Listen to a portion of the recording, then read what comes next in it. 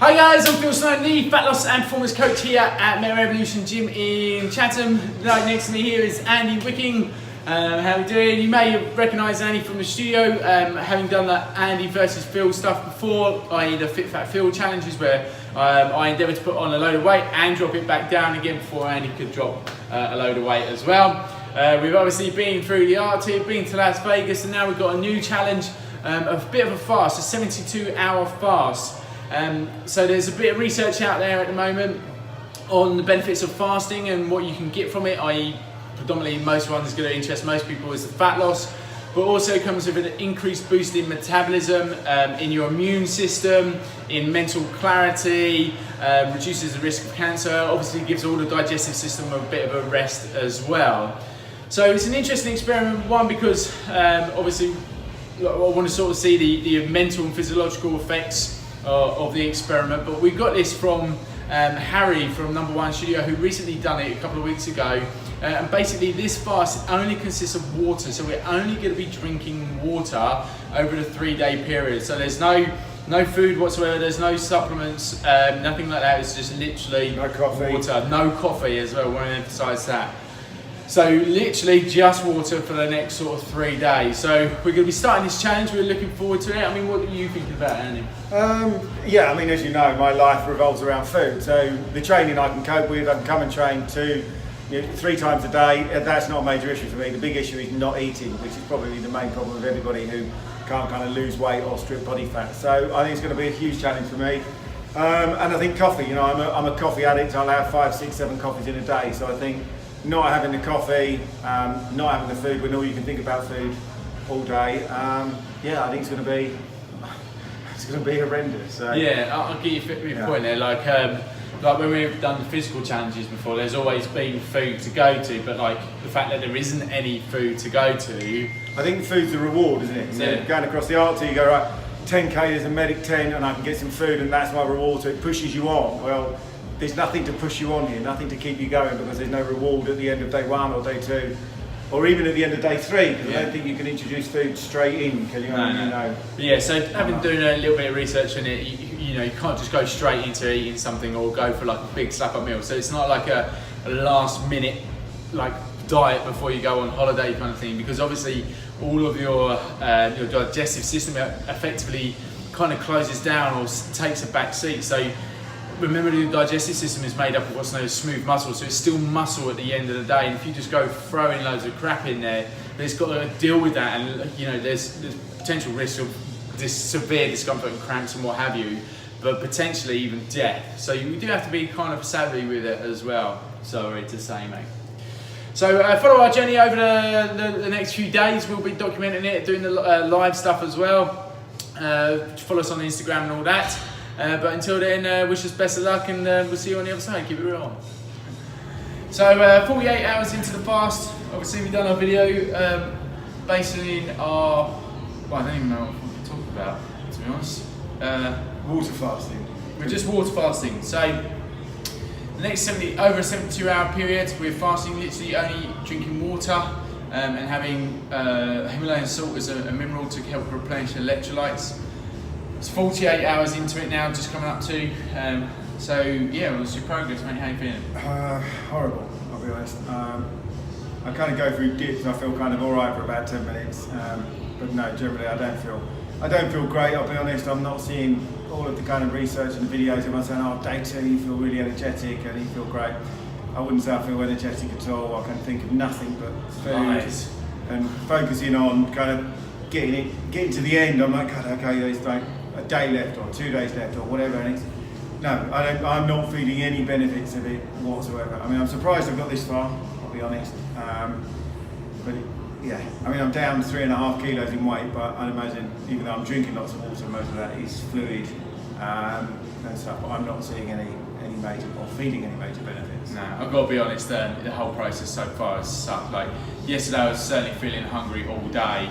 Like today, I'm not craving crap food, but like just want like nourishing food. You know, I was just talking about like something juicy and fruity, like fruit, just blueberries, grapes, like strawberries or something like that. Anything. Yeah. I mean, there's nothing. I feel there's nothing in life.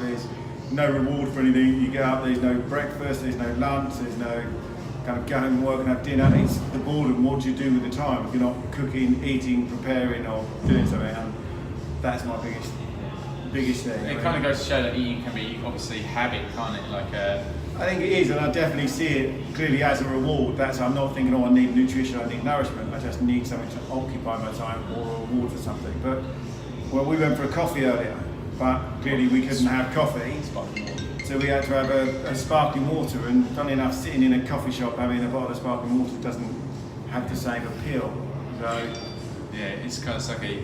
And we also done some some ketone chest strips as well. So obviously we're looking to get into a state of ketosis where we're using fat for fuel. And he managed to sort of just get into that on the strips. For myself, I'm not even in that zone yet. So my body's not using fat for fuel, so I've also dropped weight. So possibly the fuel that I'm sort of expending at the moment is from glycogen or glucose as well, glycogen and stored glucose. So it seems like I've got this far, and I hope to, I don't know, sort of got to a checkpoint, but after those results I feel like I'm not. So it's kind of a bit demotivating in a little way, but I mean, definitely feel like what's the purpose at the moment.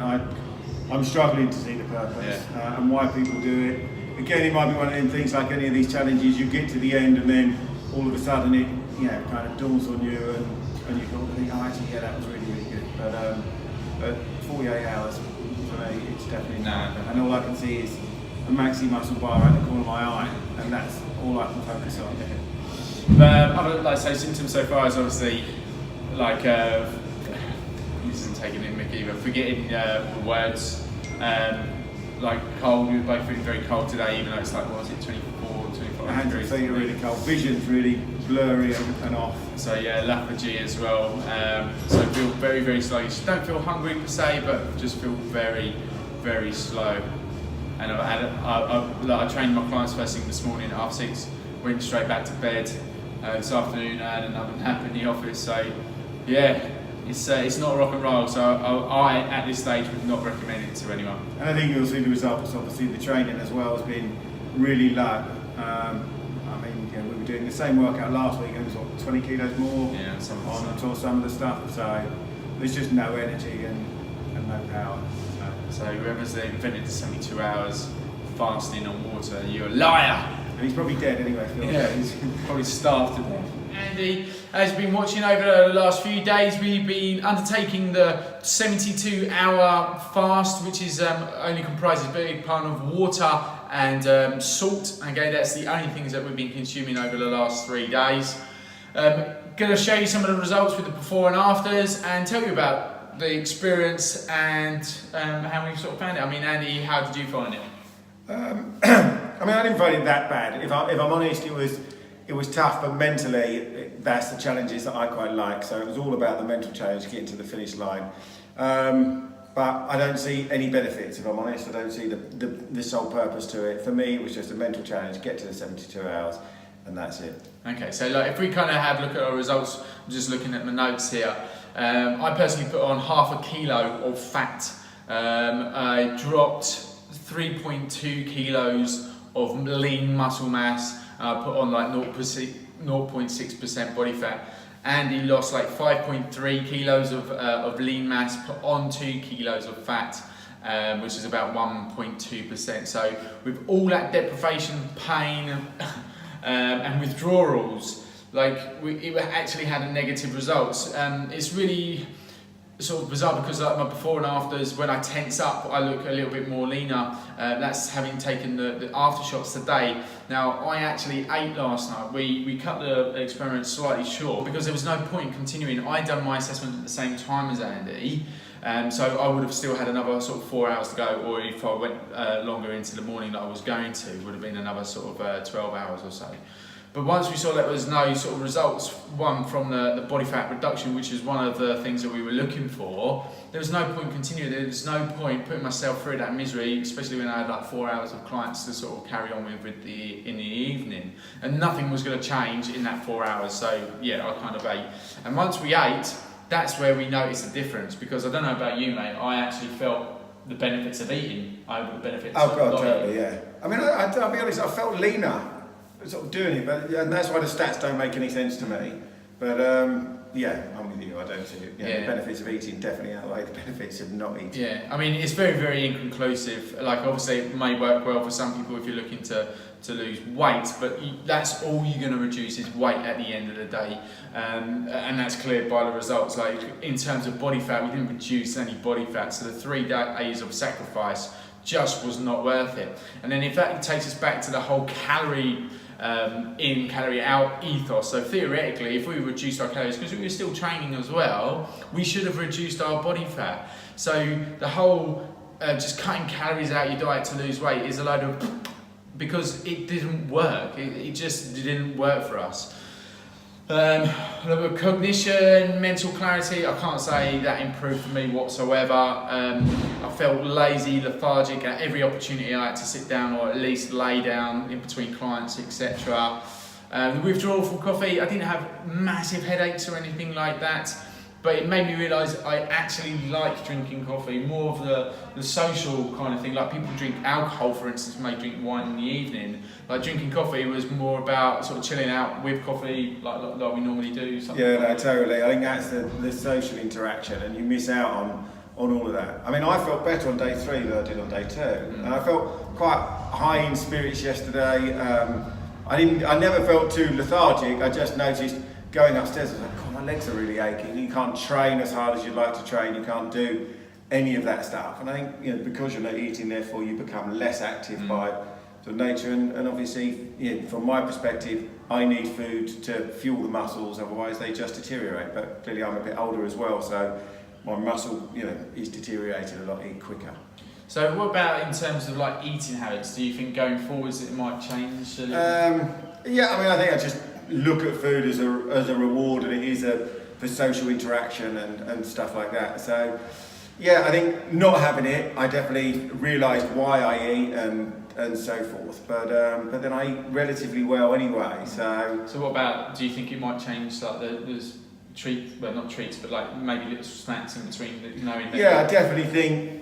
What I have noticed is I don't need to eat. So if you get hungry, go, actually, I can go through this and it will be fine. I'm not going to die. I'm not going to, seize up or anything like that. So yeah, I think just when I might eat because I feel a bit peckish, I'll probably push through that a little bit more by drawing on this experience. But so overall, it has been some learning from it. It hasn't been all bad. You'll sort of see the before and afters. It's not really much difference. Like, I've done a couple of selfies where it does look like there's an extreme difference, but the thing with that is, like, I ate last night, so I got my carbohydrates. I'm possibly slightly dehydrated by the morning, so possibly a little bit leaner, a bit more full from having the carbohydrates. So really, for me, the results are inconclusive. Would I recommend it to a client who's sort of seen it in the press or whatever? Absolutely not. I mean, if you want to crack on with it, then you go for it, trial it as an experience, but I would not be suggesting it as a means of fat loss, not whatsoever. And I think a lot of the claims are, you can't see the claim, so you don't know. So someone says, it does this, it does this, it does this.